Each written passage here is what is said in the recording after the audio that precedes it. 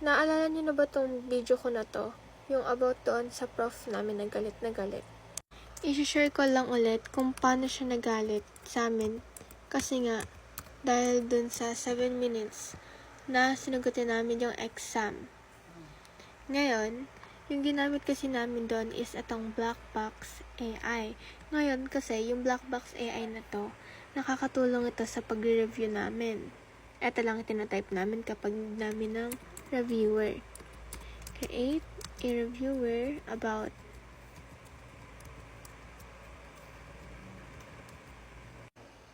ayan yung tinatype namin. So, ang sasabihin nyo lang is create a reviewer about dun sa topic nyo with 50 questions and answer. And ayan siya. Oh my God! Totoo nga. Then, ayan na siya. Oh my God. Ang galing. So, bali 50 questions na yan.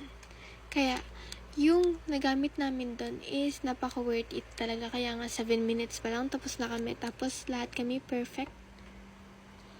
Ngayon, kung gusto niyo ng mga prompts, tignan niyo rin yung account ko kasi maraming mga prompts doon para sa Comment if you want the link. Gamit ko lang yung Black Box AI.